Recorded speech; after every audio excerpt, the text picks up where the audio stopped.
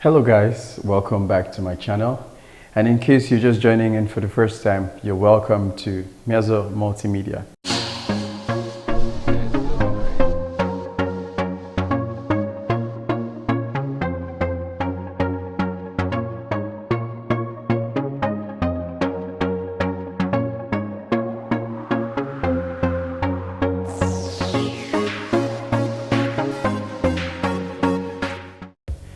I know there's a lot of excitement and there's so much news all over the place. People advising you, oh, go to this country, go to that country. There are several things you must consider. Have you ever thought about it? It's not about just choosing any country on the internet and just applying, and once they give you admission, you go on. Now think again what you want to do. So the first things first, the cost of education.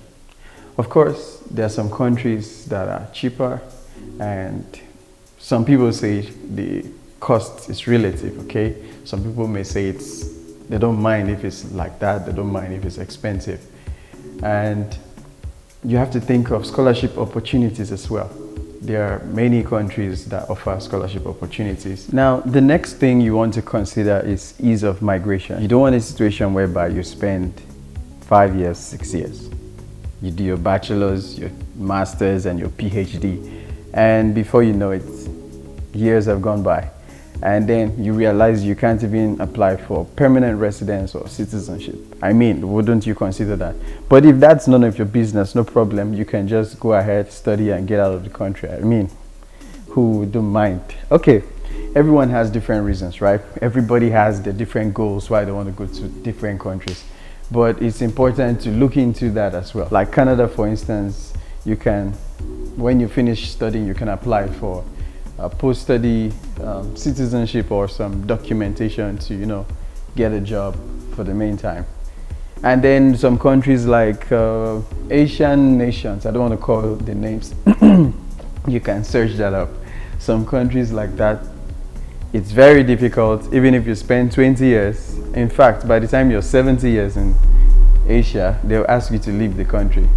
So you can do that for yourself, do the math. Another consideration is ability to work while studying. I know a lot of people would really want to work while studying, but you have to check that out first. Now, actually, in a country like China, for instance, there are special cases. What do I mean by special cases? Different cities have different governing laws, okay? For instance, if you're in Shenzhen city, you have the opportunity to work, right? If you're in Shanghai, you have the opportunity to do some form of work. While most of other cities have kind of law, like mixed kind of law, whereby students aren't able to work. Actually, the main law says students aren't able to work. But then some cities have different laws governing it. So that is one of the considerations you want to look into. I mean, you don't want to put your family under pressure while you're studying, and then you're hoping for money to come in. You spend 6 years, 5 years, whatever, and realize that you haven't made any penny. And number 4, we have to talk about cost of living. Very important.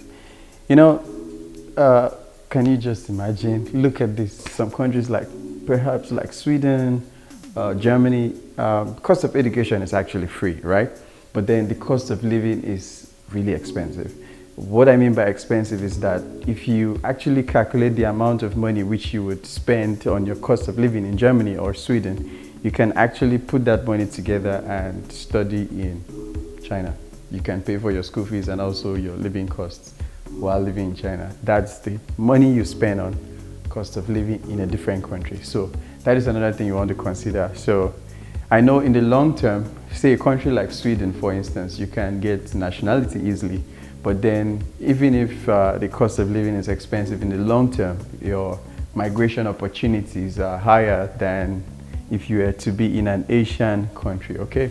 Another thing to consider also is language barrier. You don't want to spend the whole of your study year learning about a particular language, and then you find everything becomes even more difficult, especially for, I'll say, engineering students, medical students. You don't want a situation whereby already your course is really difficult, and then you have to spend a lot of time understanding the language and then understanding your course. Many times you find yourself buying 2 books for each course. Why? You're buying the language course and you're buying the English version or your language version so that you can easily understand. So while you're in class, you're basically just sitting there.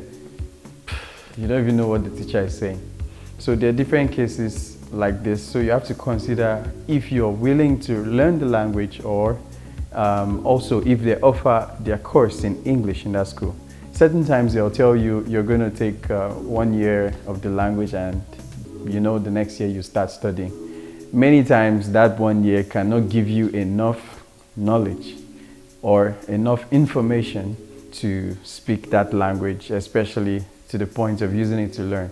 So a lot of times people have taken risks. I know someone who took the risk, not just one, I think about 3 or 4 or 5 people who actually when they went to China, what they did was they spent a lot of time with the Chinese people. At first it was really difficult, but somehow found their way around it and were able to cope. But I know a lot of people actually may not be that gifted in assimilating a new language. So this is something you must look into. A very valid point again is ease of employment.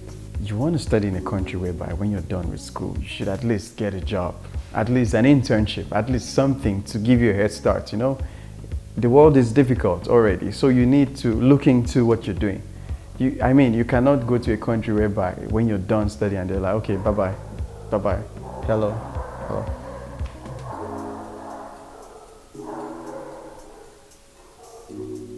Another consideration is the alumni network and guidance of that school. Well, in that country. Why is this important? Now, a lot of times when you're done studying, especially in a language country, you find it difficult to communicate with the school, the institution. You send a lot of emails and you get no response. You send a lot of information, you even try to get phone numbers and you get no response. Or you find out that of course, in an institution, they change a lot of staff. But then when you find that you don't have someone you can access at any point in time, that is a red flag and you need to look into it. So don't just jump. Try to see if you can actually communicate with people who studied in the school, and also try to find out if you can communicate with some academic staff in the school. For instance, if you want to go to a school you love, you like, you should be able to have some conversation with someone already in the school, perhaps an academic person. One of the difficulties you might face in such situations is that when you want a form of like recommendation letter when you're done, you find out that there's basically nobody. Like nobody to help you. You need this. You need to look into this. These are critical matters that would really guide you for your next step, because when you're done with school, you should be able to call one of the teachers and say, hello, I need to do this. Even if you get the recommendation letters while you're in school, you should realize that many institutions would rather prefer that the academic professor goes to a particular website and fill in details about who you are or what your strengths are. Now imagine that situation, no communication, nothing. Maybe something happens to your degree, you can't talk to anyone. So these are things you should be able to look into before choosing that destination. And another thing we want to look into also is if your program, what you're studying, is actually available in that country. Wait. Let me come again.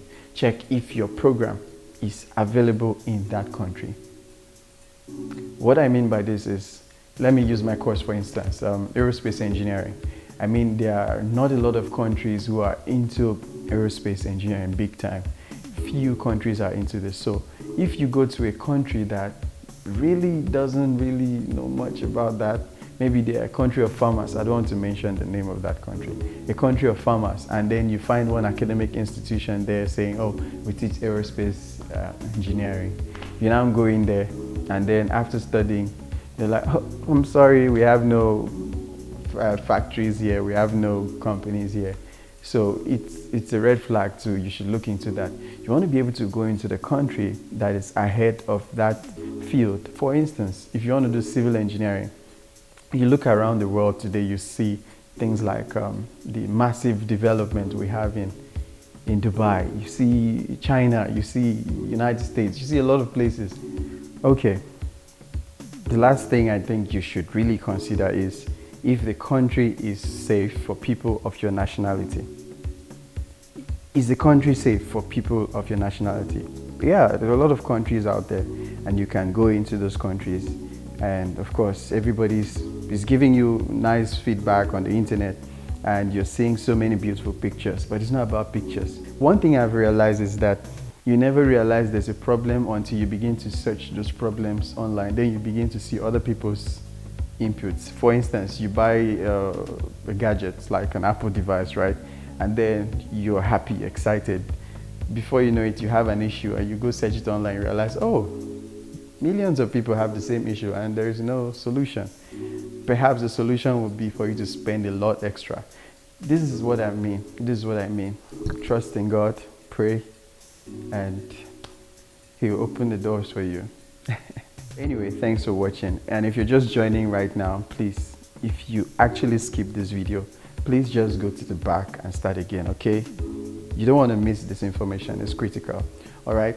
So till I come to you next time again, take care of yourself and peace. Bye-bye.